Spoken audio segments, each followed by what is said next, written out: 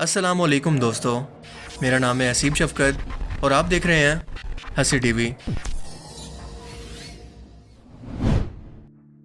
اب تک آپ نے یہی سنا ہوگا کہ سائنس کو مذہب سے الگ ہی رکھا جاتا ہے۔ ان دونوں کے نظریات انسانیت اور تخلیق کو لے کر بالکل الگ الگ ہیں، لیکن امریکی خلائی تحقیقاتی ادارہ ناسا ایک ایسا عجیب و غریب کام کرنے والا ہے کہ سن کر آپ کو بھی یقین نہیں آئے گا، کیونکہ اب تک اپنی خلائی دوربینوں سے ایلین لائف کو تلاش کرنے والے ناسا نے ہار مانتے ہوئے اب کی بار ایلینز کی موجودگی کا پتہ لگانے اور ان سے بات کرنے کے لیے مذہبی پیشوا کو ہائر کرنے کا فیصلہ کر لیا ہے، جن کی تعداد 1-2 نہیں بلکہ 24 ہے۔ دیکھیں، اب تک خلا میں اتنی دوری تک یا پاس کے اندر دیکھنا انسانوں کے لیے ہبل ٹیلیسکوپ سے ممکن نہیں تھا، اور اب کیونکہ جیمز ویب ٹیلیسکوپ لانچ ہو چکی ہے جو کہ ٹائم میں بے انتہا پیچھے دیکھ سکتی ہے، اسے زمین سے دور ایک L2 پوائنٹ پر لانچ کیا گیا ہے، جہاں سے وہ سورج سے آنے والی تیز روشنی، خطرناک ریڈیشن اور ہیٹ سے بچ کر انفرا ریڈ ریز کو ڈیٹیکٹ کر پائے گا، کیونکہ زمین سورج اور اس کے درمیان ہوگی۔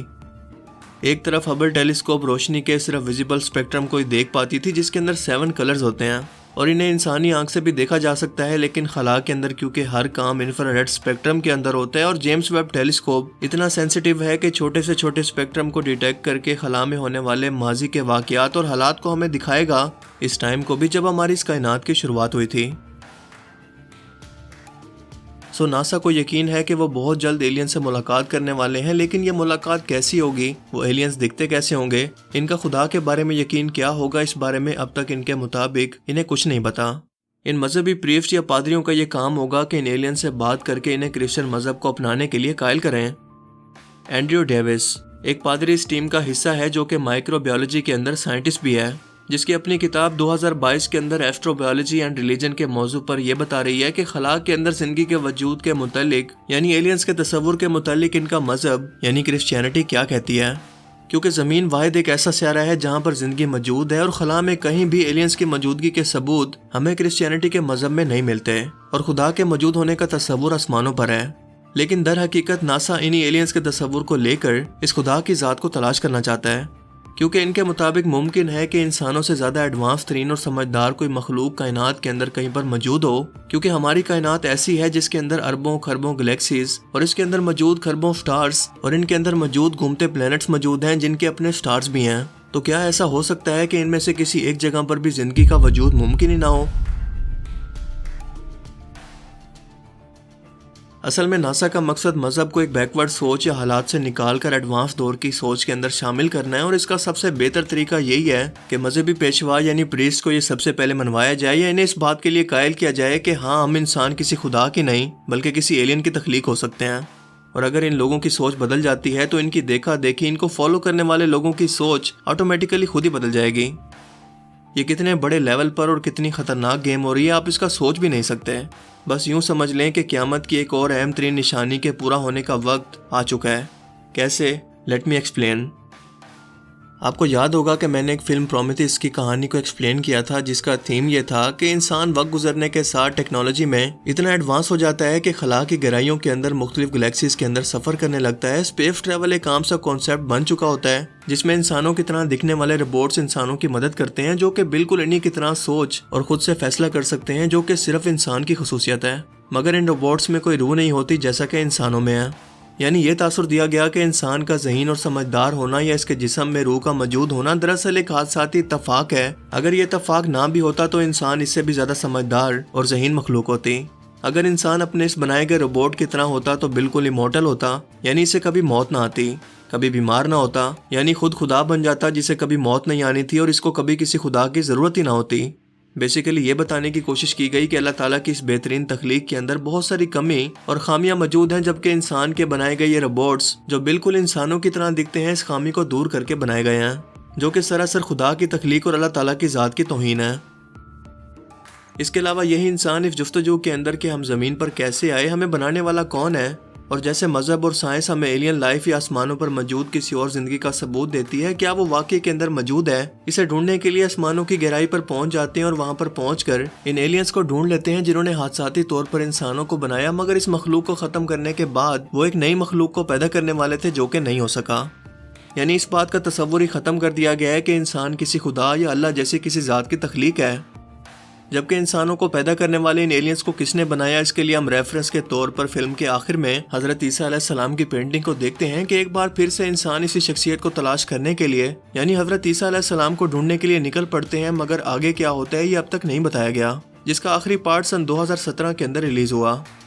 اب اس فلم کی مکمل تھیم کو سمجھے تو اس کا مقصد یہی تھا کہ پوری دنیا کے انسانوں کو جو کہ سائنس پر یقین رکھتے ہیں انہیں بالکل لادین یا ایتھیسٹ بنا کر خدا کے تصور کو ہی ان کے دماغ سے ختم کر دینا، اور اسے نہ ماننے والا ہر شخص بیکورڈ یا سائنس کا انکار کرنے والا کوئی بے وقوف یا جاہل شخص بن کر رہ جائے۔ اسی لیے ہالی ووڈ کی ہر ایلین لائف پر بنی فلم کے اندر آپ کو صرف ایک ہی کانسیپٹ یا تھیم ملے گا، جس کے اندر کئی سالوں سے لوگوں کے دماغ میں یہ فیڈ کیا جا رہا ہے تاکہ ذہنی طور پر لوگوں کو تیار کیا جا سکے۔ کئی فلمز کے اندر تو خدا کو بھی انسانوں کے درمیان انسانی شکل کے اندر دکھایا گیا ہے۔ یہ سب کچھ ہی ٹائم کے اندر ہونے والا ہے، یہ میں نے 1 سال پہلے اپنی ایک ویڈیو کے اندر پریڈکٹ کر دیا تھا،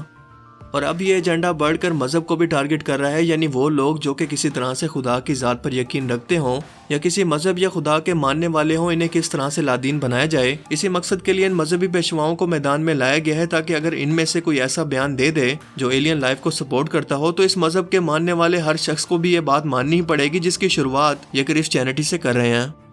اسی لیے ایک طرف سے تو سائنسدان انسانوں کی پیدائش کو صرف ایک اتفاق اور حادثہ بتا کر اسے بندروں کی اولاد کہہ کر اس کی خود کی تخلیق کی توہین کر رہے ہیں، تو دوسری طرف ناسا انہیں خدا کی نہیں بلکہ کسی ایلین کی اولاد کا تصور دے کر ایتھیسٹ یا لادین بنانے کی ٹھان بیٹھا ہے۔ جیمز ویب ٹیلیسکوپ کا خلا میں جانا انسانوں کی ایک بہت بڑی کامیابی ہے، مگر اس کے پس پردہ کیا چل رہا ہے یہ پوری دنیا کے لیے آج بھی راز رکھا گیا ہے۔ لیکن کانسپریسی تھیوریز جو کہ ان اداروں کے اندر کام کر چکے ہیں اس سب کا بھانڈا پھوڑ چکے ہیں کہ لوگوں کو کس طرح سے لادین بنا کر ایک ہی مذہب کے اندر لانے کا پلان ہے، اور وہ مذہب ہے ایک ہی عالمی حکومت یا ون ورلڈ آرڈر، جس مقصد کے لیے ناسا ایک پروجیکٹ بلو بیم پر کام کر رہا ہے جس کو وہ استعمال کرے گا اور پوری انسانیت کو دھوکہ دے گا۔ اور ظاہر ہے کہ ناسا کے علاوہ آپ اسے کسی جگہ سے ویریفائی بھی نہیں کر سکتے، تو مجبوراً آپ کو اسے ماننا ہی پڑے گا۔ یہ پروجیکٹ بلو بیم کیا ہے، یہ کیسے کام کرتا ہے، اس پر ایک میری مکمل ویڈیو موجود ہے جو کہ میں نے سن 2017 کے اندر اپلوڈ کی، مگر آپ کی بہتر انڈرسٹینڈنگ کے لیے میں اس کے کچھ پارٹ دوبارہ پلے کر رہا ہوں۔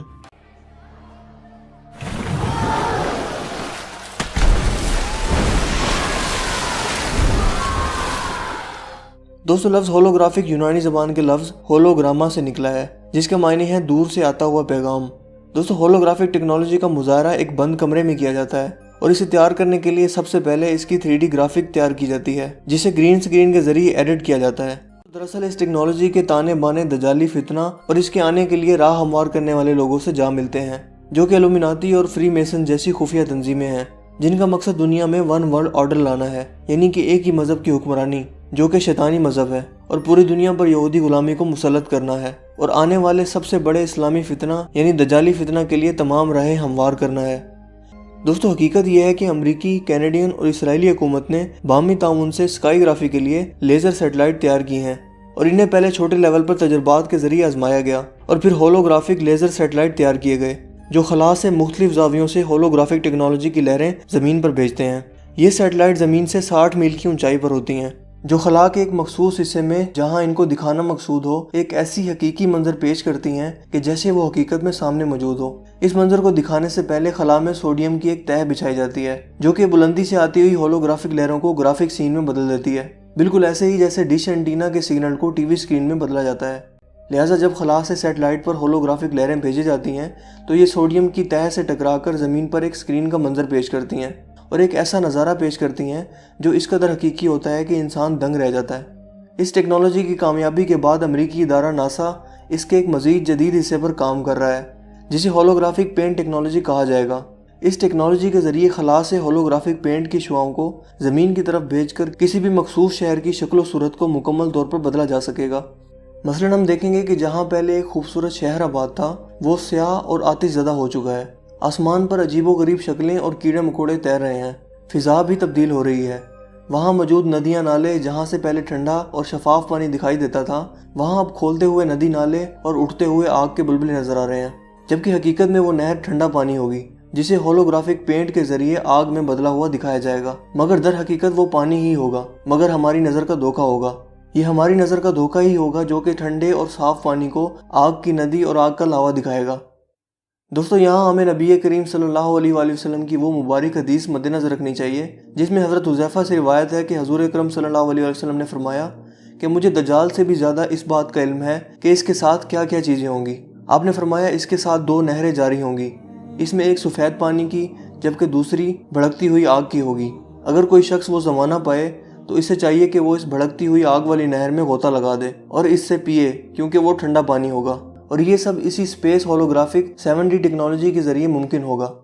دوستو لفظ کانسپیریسی آپ نے ضرور سنا ہوگا، جس کا مطلب ہوتا ہے سازش۔ اسی طرح کانسپیریسی تھیورسٹ کو اردو میں سازش کا اندازہ لگانے والا کہہ سکتے ہیں۔ 1996 میں ایک کانسپیریسی تھیورسٹ کینیڈین صحافی سرچ موناس نے انکشاف کیا کہ امریکی خلائی ادارہ ناسا کچھ خفیہ طاقتوں کے ساتھ مل کر ایک مشن پر کام کر رہا ہے، جس کا مقصد دنیا کے لوگوں کو بیوقوف بنانا اور عالمی حکومت قائم کرنا ہے۔ اس سے انکار کرنے والے لوگوں کو نفسیاتی طور پر تباہ کر دیا جائے گا اور ان کو طرح طرح کے مسائل میں گھیر دیا جائے گا، جو کہ بظاہر قدرتی ہوں گے، مگر در حقیقت وہ ان شیطان کے پیروکاروں کی طرف سے ہوں گے جو کہ اس ون ورلڈ آرڈر کے پیروکار ہیں۔ دوستو سرچ منافس کے مطابق اس پروجیکٹ کا نام پروجیکٹ بلو بیم ہے، جو کہ مختلف مراحل میں مکمل ہوگا، اور اس پروجیکٹ کے 4 مراحل ہیں۔ ان سب چیزوں کو ایکسپوز کرنے پر سرچ منافس کو شدید ذہنی اذیت دی گئی اور اسے مروا دیا گیا، جبکہ اس کی موت کو ہارٹ اٹیک بتایا گیا۔ دوستو پہلے مرحلے میں دنیا سے کرنسی ختم کر کے ڈیجیٹل کرنسی کو فروغ دیا جائے گا، یعنی آپ کی دولت آپ کے ہاتھ میں نہیں رہے گی، لہٰذا آپ کے پاس چاہے جتنی بھی دولت ہو، اسے ہیک کر کے آپ کو منٹوں میں غریب بنا دیا جائے گا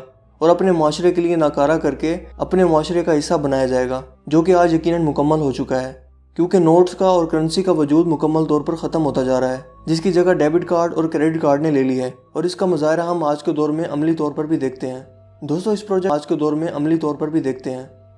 پروجیکٹ کے دوسرے مرحلے میں مذہبی شدت پسندی کو فروغ دیا جائے گا اور خانہ جنگیں کروا کر کمزور ممالک کی حکومتوں کو توڑ دیا جائے گا، اور لوگوں کو مذہب سے بیزار کرنا ان کا مقصد ہوگا۔ دوستو تیسرے مرحلے میں دنیا میں پراسرار سنسنی اور افواہیں پھیلائی جائیں گی کہ کوئی خلائی مخلوق حملہ آور ہو سکتی ہے۔